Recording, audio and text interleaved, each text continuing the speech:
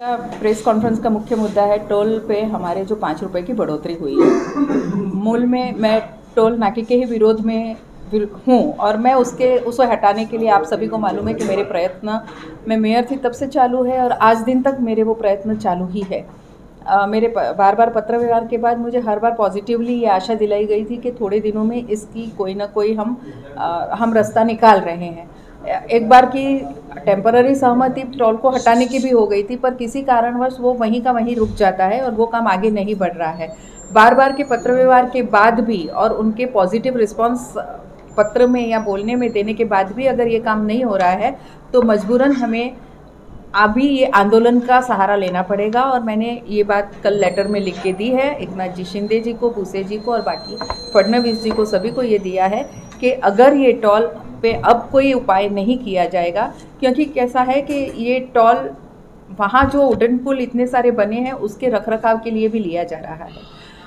होता क्या है कि मुंबई के लोगों पे एक भी पैसे का भार नहीं पड़ रहा है और ये सब MMR रीजन के लोग उन सभी उड़ान पुलों के भार को अकेले वहन कर रहे हैं। तो कहीं ना कहीं ऐसी कोई योजना बनाइए ताकि सब पे, मैं ये नहीं बोल रही हूँ कि उनका रखरखाव नहीं करना पड़ेगा, गवर्नमेंट को पैसे की ज़रूरत नहीं है, ये सब चीज़ें हैं, तो उन सबको पॉजिटिवली लेके कोई ऐसी योजना बनाई जाए ताकि ये भार भी सब पे हो, हम अकेले पे नहीं हो और जो रियल वापर रहे हैं उनको भी कुछ ना कुछ उनकी जेब से जाए। और हम जो, अगर आप मानेंगे तो दहीसर तक भी जाते हैं तो भी हमें टोल भरना पड़ता है, जबकि हम एक भी ब्रिज यूज़ नहीं करते हैं। तो उसको एक समभाव लाने का लेटर मैंने दिया है, कोई योजना उनको कहा है, 2-4 योजना मैंने सुझाई भी है, तो उसमें से अगर पॉजिटिव रिस्पॉन्स आता है, नहीं तो फिर हमें आंदोलन का सहारा लेना। मैडम, बॉम्बे के उड़ान पुलों के विकास का मीरा भाईंदर वाले क्यों पेमेंट करें? मैंने वही मुद्दा रखा है, मैंने वही कहा कि अब जब जवाब मिला है कि ये इसके लिए टोल लिया जाता है तो हमें भी सामने क्वेश्चन करना है कि फिर सिर्फ मीरा भाईंदर वसई, देखिए दहीसर से आगे के हर लोग भर रहे हैं, हम खाली मीरा भाईंदर को नहीं बोल सकते, लेकिन दहीसर के आगे के हर सभी लोग भर रहे हैं। आपने जो सुझाव दिया है कुछ बताएंगे जरा? 2-3 सुझाव जो आपने दिए। 2-3 सुझाव पे जिस पे भी वहाँ काम चलेगा मैं ज़रूर आपको बताऊंगी। 2-3 सुझाव जो दिए हैं उसमें से कौन सा सुझाव वो अप्लीकेबल है। अगर नहीं होता है तो आप क्या करने वाले? आंदोलन करने वाली हूँ मैं, शांततापूर्ण आंदोलन। आपका आंदोलन का क्या स्वरूप होगा? कैसे? बिल्कुल शांततापूर्ण। किस किस्म का आपका वो आंदोलन होगा? कहाँ पर होगा? बिल्कुल ये सब मैं तय तब करूंगी जब उनके पास से क्या रिजल्ट आता है। कोई योजना अगर की जाती है और ये उस को अमल करते हैं तब मेरे आंदोलन का विषय नहीं रहता है। इसलिए मैं वेट कर रही हूँ कि उसका स्वरूप देने के पहले उनकी तरफ से क्या जवाब आ रहा है या क्या योजना हो रही है। मतलब मैडम, समझा जा सकता है कि आपने आंदोलन का मन बना लिया है, लेकिन आंदोलन का स्वरूप के बारे में आपने अब तक सोचा नहीं, जवाब का इंतजार आप कर रहे हैं। बिल्कुल, उसके पहले कुछ भी कहना बहुत जल्दी होगा, क्योंकि उनको लगेगा कि हमारे जवाब की राह देखे बिना सब तैयारी तो कर ली, फिर हम जवाब क्यों दे रहे हैं।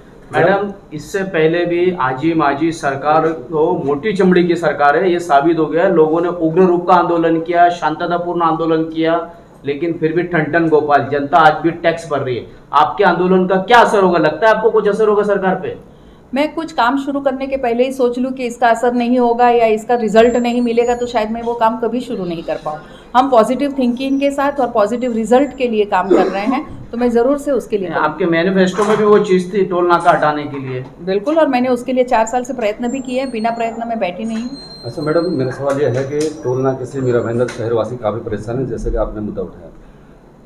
क्या आप उन लोगों को भी भरोसे में लेंगे, शहरवासियों को, और वो जो आंदोलन होगा उसमें क्या पूरे मीरा भाईंदर शहरवासी रहेंगे?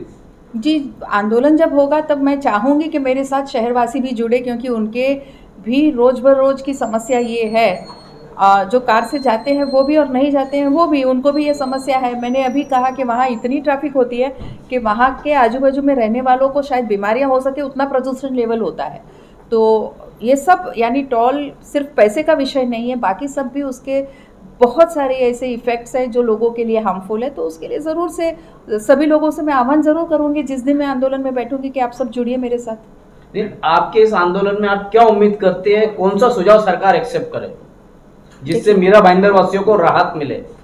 मैं फिर कहती हूँ कि अब 5-6 सुझाव दिए हैं, उसमें वो कौन सा एक्सेप्ट करेंगे तो मैं क्या बोलूँ कि मैंने अपनी तरफ से सुझाव दे दिए हैं। अब उनमें से किस पे अमल करना है वो उनको देखना है, और जो अमल करेंगे तो मैं आपको बता दूंगी कि ये इस पे अमल हुआ है। पिछले 5 सालों में आपके टर्म में मैडम, आपने विधानसभा में अब तक इस दहीसर टोल नाके को लेकर कितनी मर्तबा सदन में मुद्दा उठाया और उसका क्या आपको अब तक का आउटपुट मिला? मैंने 1 या 2 बार ये टोल के विषय में ज़रूर बोला था, बाकी सब विषयों के साथ साथ, और उन्होंने हमेशा, मैंने कहा कि अभी तक मेरा पत्र व्यवहार उस पर मिला हुआ जवाब देखेंगे तो हमेशा पॉजिटिव रिस्पांस दिया था कि ये बहुत जल्दी हम इस समस्या से आपका छुटकारा दिलाएंगे। तो इसीलिए हम इस विश्वास में थे कि आज नहीं तो कल ये ज़रूर होगा। जिस तरह से वहाँ पे टोल का पैसा लिया जाता है, वहाँ पे सारे खड्डे अभी भी आप जाएंगे तो खड्डे दिखते ही हैं, उसके बारे में क्या कहेंगे बताइए? देखिए, खड्डे हैं, ये सब बात का विषय है। पहले तो टोल कितना तो पहले किस जाता तरह से कहाँ हटे, मैं फिर कहती हूँ, ये सब बात का विषय है। हमें यहाँ से टोल हटाना ये पहला मुद्दा है।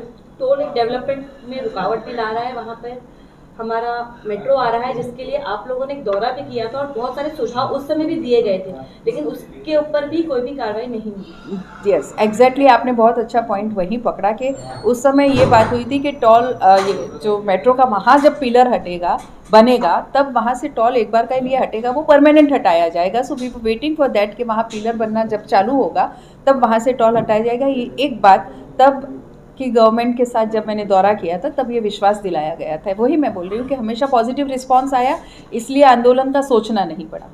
आपने जो मैडम जो पत्र दिया है राज्य सरकार को 1-2 दिन पहले, क्या उसमें आपने कोई टाइम का ऐसा क्राइटेरिया रखे कि इतने दिनों में या इतने समय तक आपको जवाब चाहिए, अन्यथा आप आंदोलन करेंगे? नहीं, ऐसा कोई टाइम का क्राइटेरिया नहीं दिया है, लेकिन मोटा मोटी मुझे लगता है 15 से 20 दिन तक का टाइम हमें इस गवर्नमेंट को ऑलवेज देना चाहिए जवाब देने के लिए। कभी कभी टाइम का क्राइटेरिया देने के बाद से क्या होता है, हो सकता है 1-2 दिन उनको आगे करना भी पड़े, तो वो एक मैंने रखा है कि ज़रूर। और मेरा फॉलोअप अब हर 2 दिन के बाद रहेगा कि इस पे आप लोगों ने क्या किया। एग्जैक्ट अल्टीमेटम आपने क्या दिया और किस दिन से आप आंदोलन के लिए बैठने वाले? उनके जवाब आने के बाद।